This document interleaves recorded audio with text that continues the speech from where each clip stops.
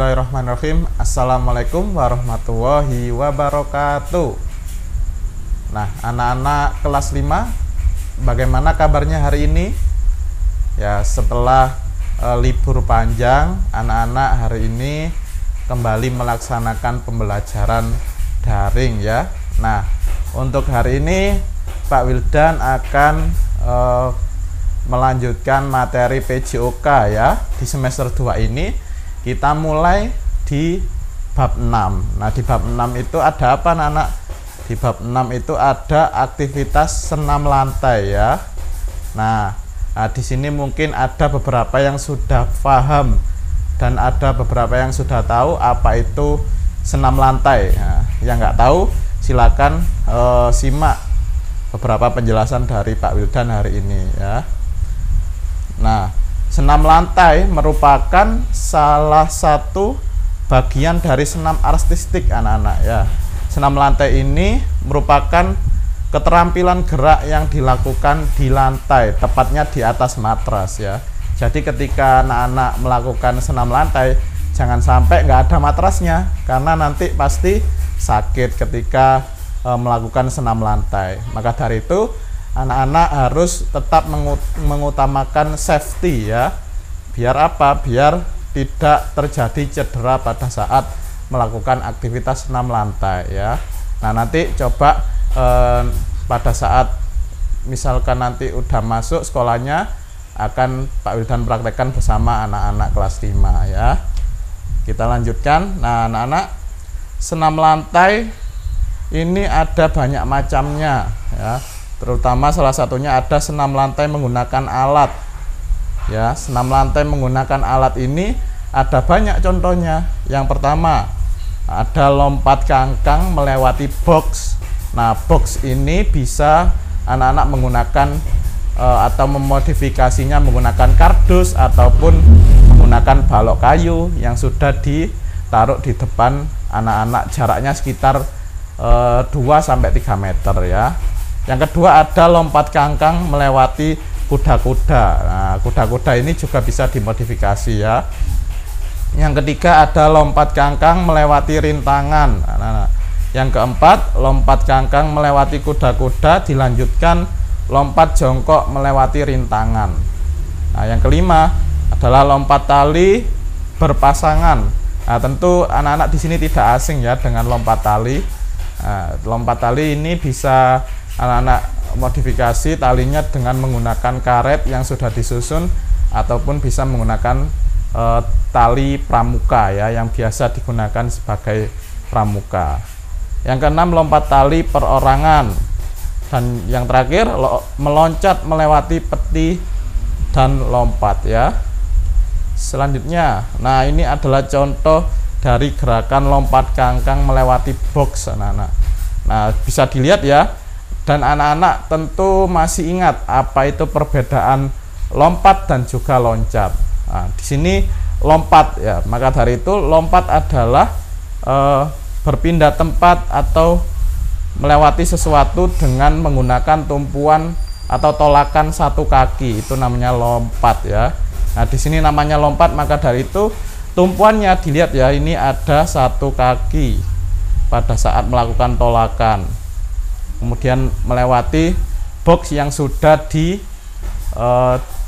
ditaruh di depan anak-anak sekitar 3-4 meter ya. Kemudian melewatinya dan kemudian mendarat dengan 2 kaki. Selanjutnya lompat kangkang melewati kuda-kuda. Nah, gerakan ini hampir sama dengan melewati box ya, hanya saja kuda-kudanya ini biasanya berupa seperti peti ya. Peti ini biasa digunakan untuk senam alat ya biasanya. Nah, senam alat pada saat perlombaan. Nah, ini juga bisa dimodifikasi nanti, bisa menggunakan kardus ataupun kayu yang sudah dibentuk seperti peti ya. Selanjutnya lompat kangkang melewati rintangan. Nah, ini juga hampir sama ya anak-anak, melewati rintangan. Rintangannya ini anak-anak juga bisa menggantinya dengan menggunakan kardus ataupun kayu yang sudah ditancapkan di depannya anak-anak.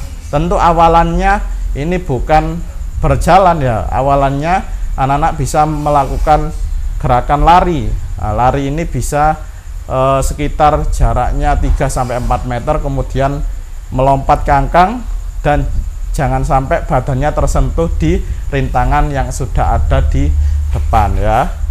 Selanjutnya adalah lompat kangkang melewati kuda-kuda dan dilanjutkan. Nah, ini hampir sama seperti yang contoh kedua tadi ya.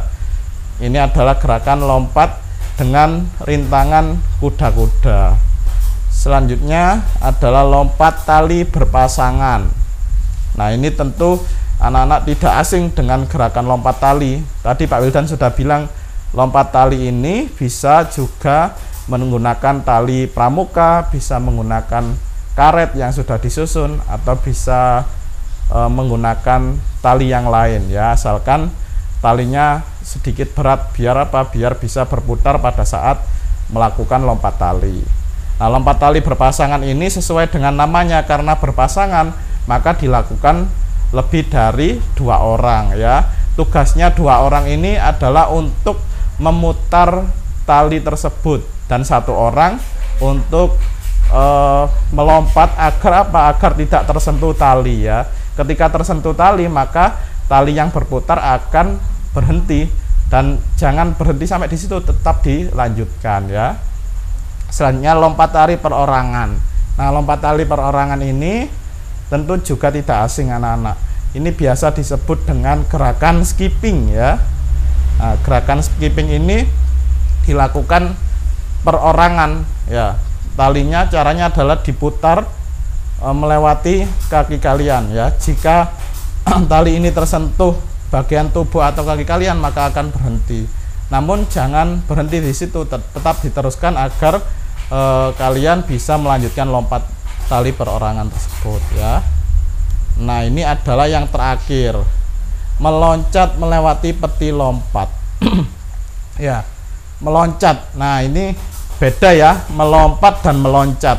Karena ini namanya meloncat, maka tolakan pada saat melakukan loncatan adalah 2 kaki ya. Kalau melompat tadi 1 kaki, kalau meloncat 2 kaki. Dilihat gambarnya ya, tolakan pada saat akan meloncat adalah 2 kaki, lihat ini.